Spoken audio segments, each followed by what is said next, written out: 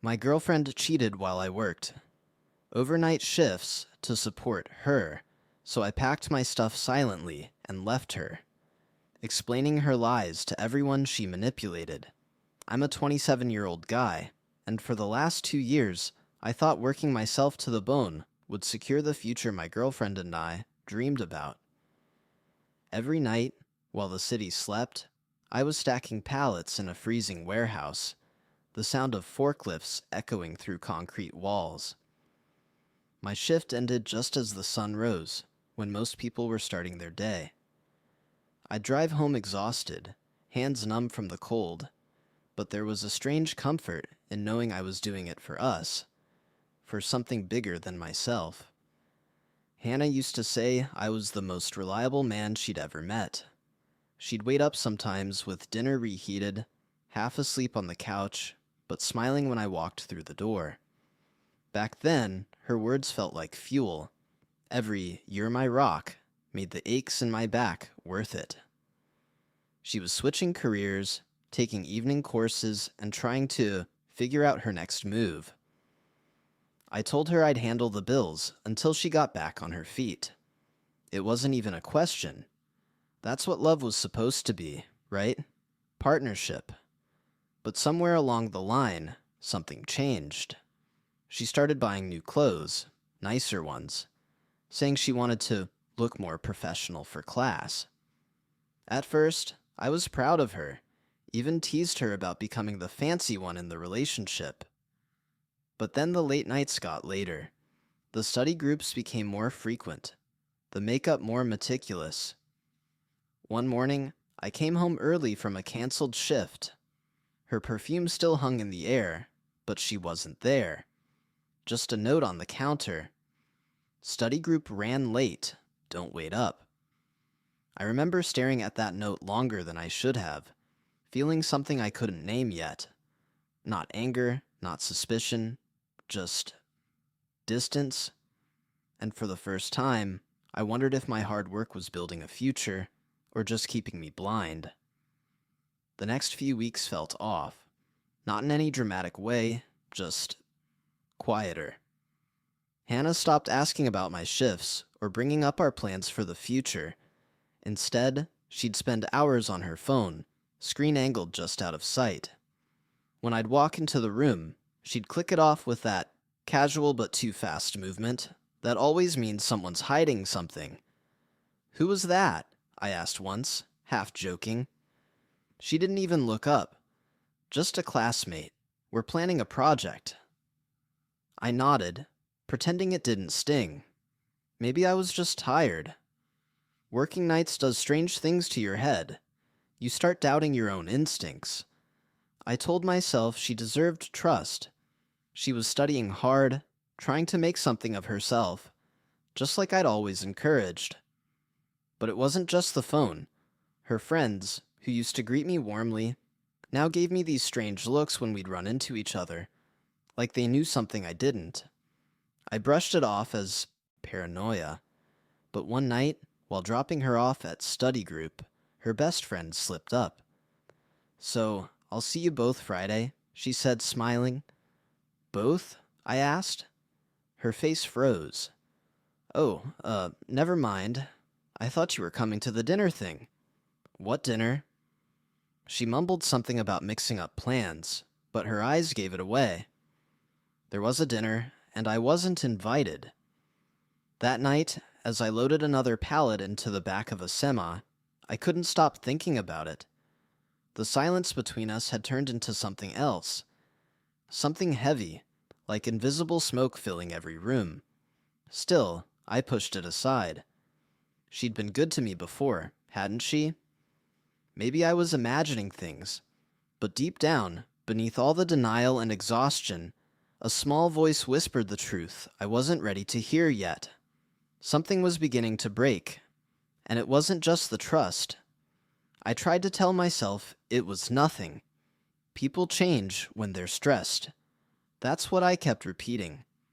But the cracks were spreading faster than I could patch them. It started with her schedule. She'd leave earlier than usual for class and come home hours later than she used to, always smelling faintly of cologne that wasn't mine. Once I joked about it. "You sitting next to someone who bathes in that stuff?" She laughed, but it was nervous. "You're so paranoid lately," she said, brushing past me. I wasn't paranoid.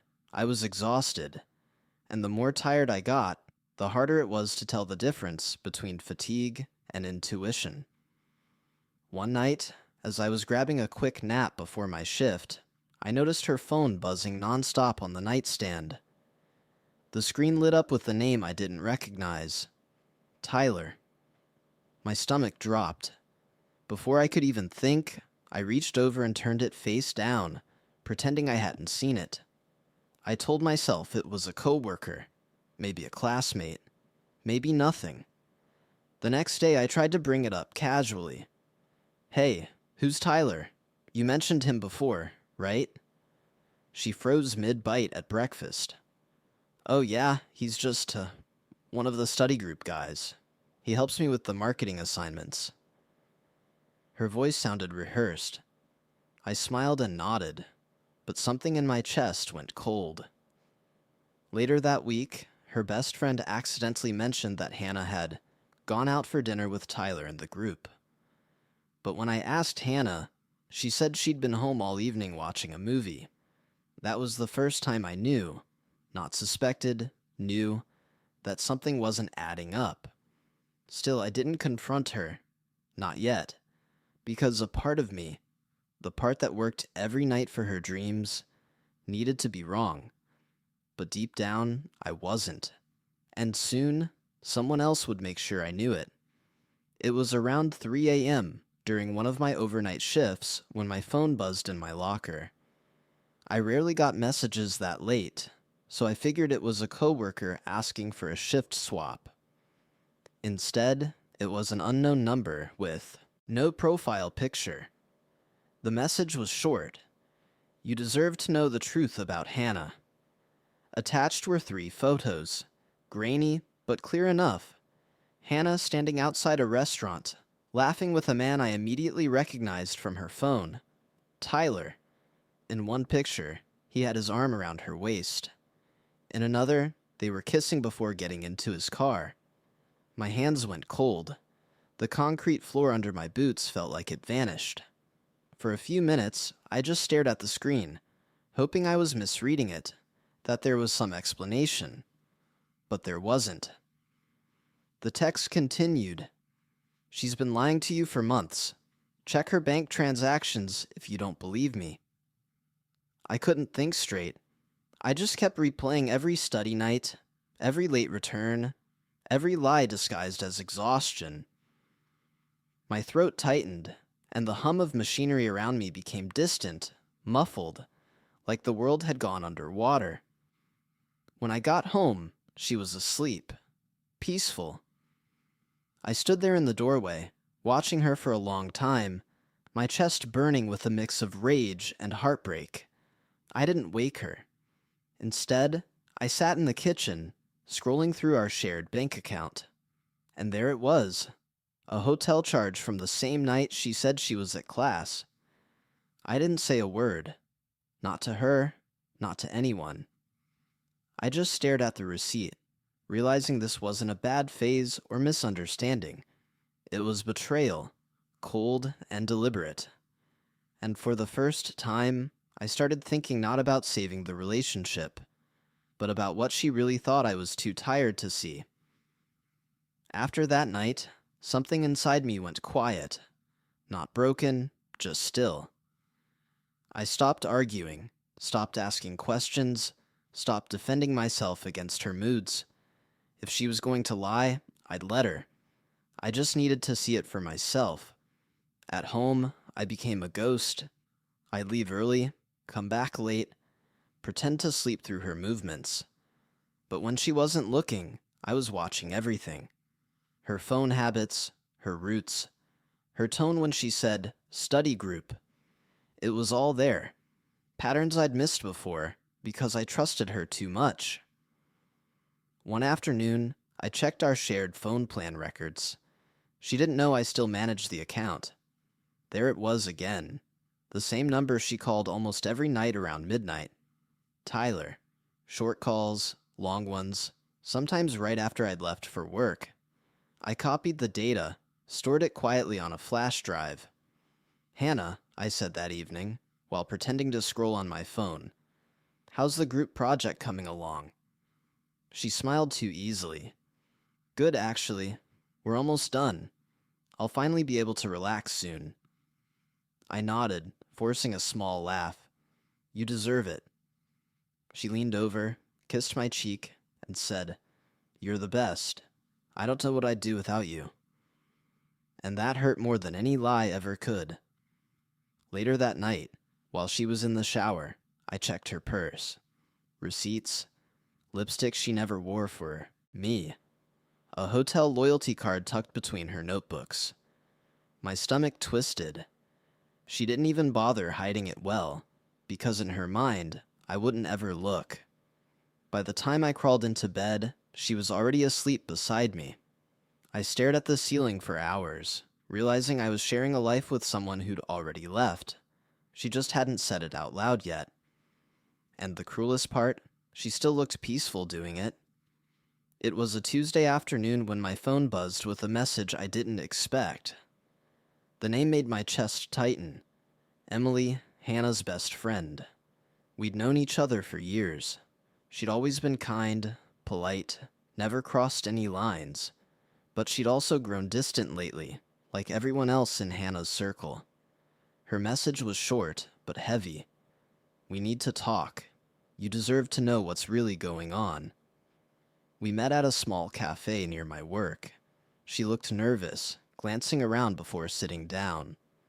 Her hands trembled as she stirred her coffee. "Look," she said quietly, "I don't want to get involved, but I can't keep watching this." My throat felt tight. "Watching what?" she sighed. "Hannah. She's not at study groups. She hasn't been for months. She's been seeing a guy named Tyler. It started after that bar outing a while back. I told her to end it, but she stopped, eyes filling with guilt. She told everyone she's basically single now, that you're just staying with her out of convenience." The words hit harder than I thought they could. For months, I'd been breaking myself just to make our life stable, and she'd been telling people I was some lazy, dependent loser. Emily leaned closer. "She says she supports you financially, that you guilt her into staying." I laughed, but it wasn't real. "She's been living off my paychecks." "I know," Emily whispered. "That's why I'm telling you. I can't watch her do this anymore." She slid her phone across the table. On it, photos, messages, group chats, proof. Hannah wasn't just cheating. She was rewriting the entire story, painting herself as a victim. I stared at those messages until the words blurred. Every lie, every manipulation, all wrapped in her fake innocence. And then Emily said the final blow, the one that shifted everything. She's planning to move in with him soon. She just wants to make sure she's got a new place lined up before she dumps you. That was the moment I stopped being heartbroken and started planning. That night, I didn't go to work. I just drove. No destination, no music, no plan. The streets blurred by in streaks of orange and white, and for the first time in my life, I felt hollow. Not angry, not even betrayed. Just emptied out.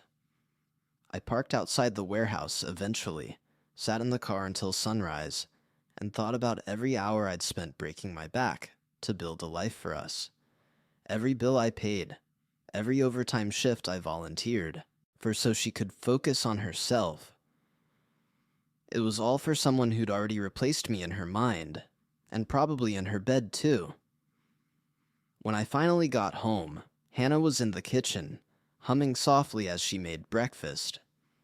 Her hair was damp from a shower, the scent of floral shampoo and a faint trace of men's cologne mixed in the air. She turned, smiling. "You're home early," I stared at her. "Yeah." Couldn't sleep. She crossed the room, wrapped her arms around me.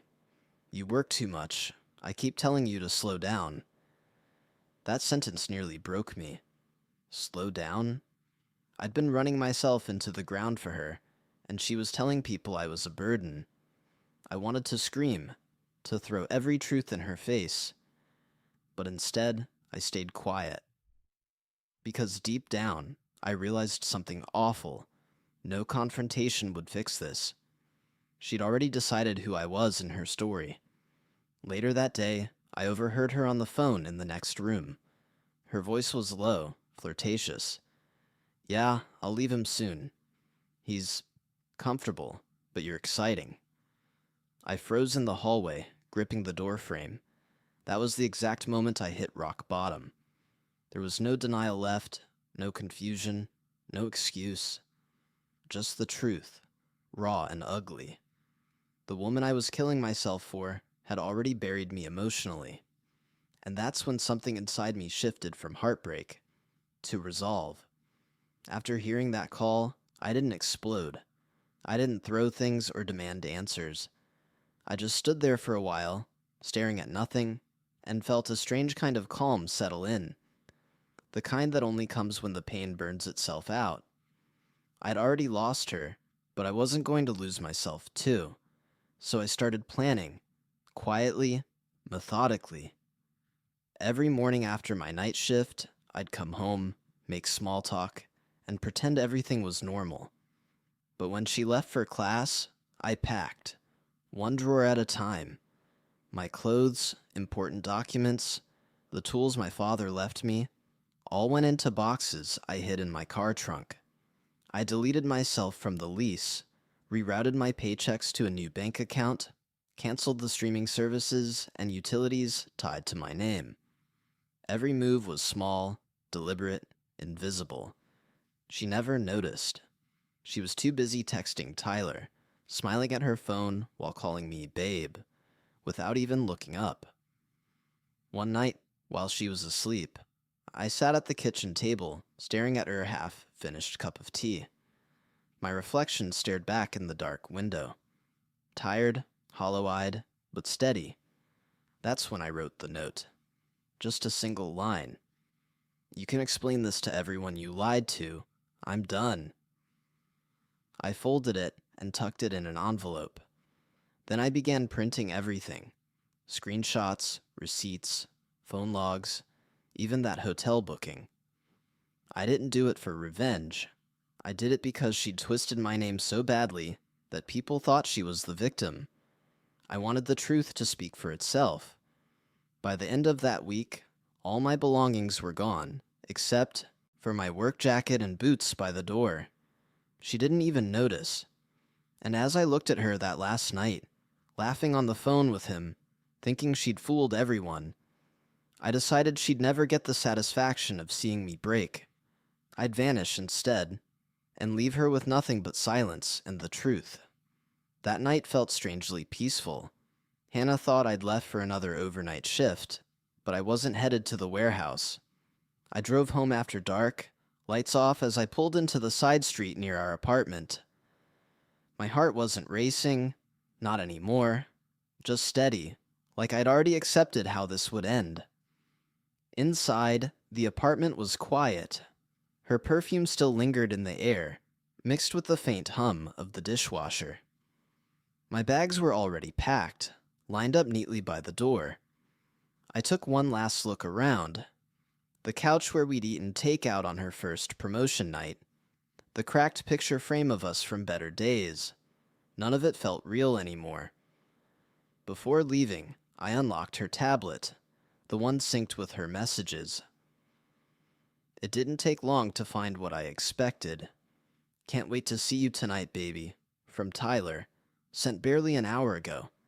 He even attached a picture of the hotel room. That same hotel, same address. For a moment, I just stared at the glowing screen. It wasn't anger this time, just clarity.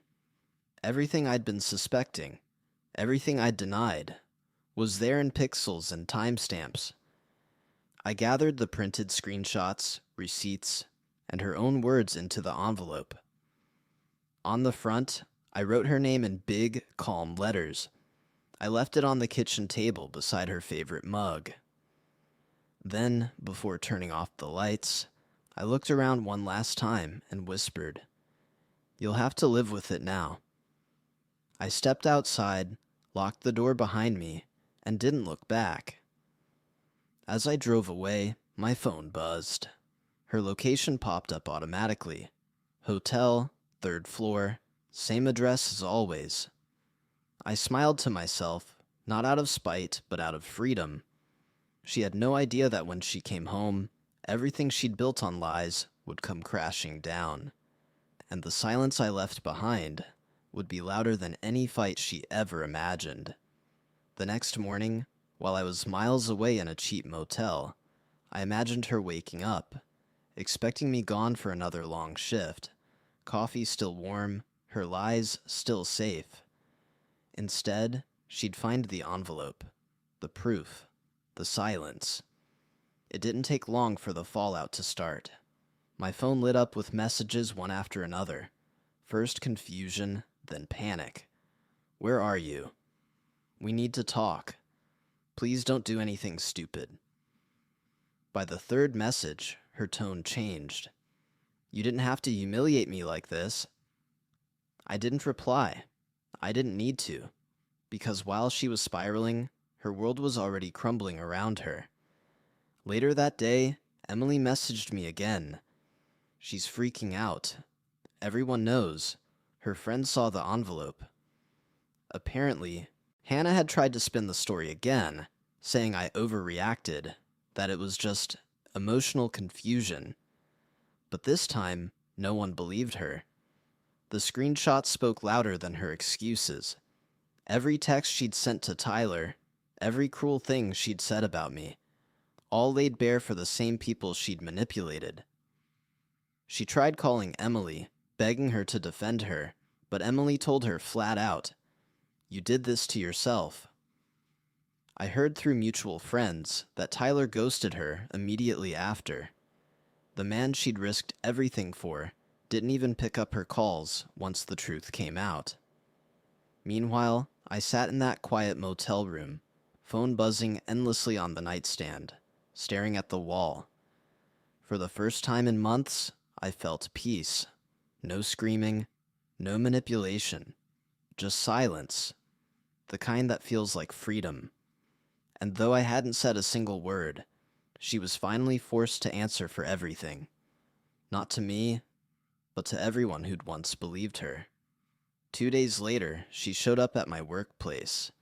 I was outside on break, coffee in hand, when I saw her car pull up.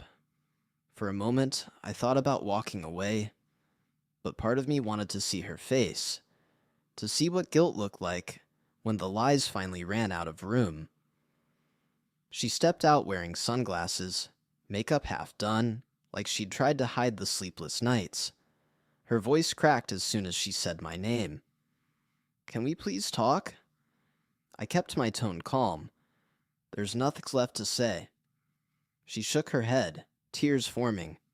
"It wasn't what you think. It was just emotional. I was lonely, you were never around, and I made mistakes, okay? But I love you. You can't just disappear like this." I looked at her for a long time, really looked, at the person who'd once felt like my whole world, and now just looked like a stranger rehearsing a script. "You didn't lose me when you cheated," I said quietly. "You lost me when you turned me into a villain just to feel better about yourself." Her lip trembled. "You don't understand." "No," I interrupted. "I understand perfectly. You lied to everyone because you couldn't face who you really were." For a moment, she just stood there, shoulders shaking. The sound of forklifts hummed in the distance, my coworkers pretending not to stare. She finally whispered, "You ruined my life." I set my coffee down, met her eyes, and said, "No, Hannah, you just ran out of people to blame." She broke then, crying openly, trying to reach for my hand, but I stepped back. I'd spent enough of my life carrying someone else's guilt. When she realized I wasn't coming back, she whispered, "You really don't care anymore, do you?" I gave her the only honest answer left. "No, I care about me now." And then I walked away, leaving her in the parking lot, surrounded by everything she'd destroyed herself. The weeks that followed felt like stepping out of a long, dark tunnel. I moved into a small apartment on the edge of town. Nothing fancy, just quiet, peaceful. I started sleeping again, real sleep, not the kind haunted by exhaustion or suspicion. I'd wake to the sound of birds instead of forklifts, make black coffee, and sit by the window watching the world move on. For the first time in years, I wasn't rushing anywhere. Hannah tried reaching out a few more times. Long messages, guilt-laced apologies, even promises to make things right. I never responded. Her words meant nothing now, because I finally realized my silence hurt her, far more than any revenge ever could. Emily told me later that Hannah's life unraveled quickly. Tyler vanished the moment things went public. Her friends distanced themselves. The people who once pitied her now saw her for what she was: manipulative, entitled, selfish. Every story she'd spun about being the victim collapsed under the weight of her own lies. Meanwhile, my life started rebuilding itself piece by piece. I picked up new shifts, not because I had to, but because I wanted to. I reconnected with old friends I drifted from while buried in someone else's life. They didn't pity me. They just listened, handed me a beer, and said, "You finally look free." And they were right. One evening, I drove past the old apartment out of curiosity. The lights were off, curtains drawn, the "for rent" sign swinging in the wind. It didn't sting. It just felt distant, like a story that happened to someone else.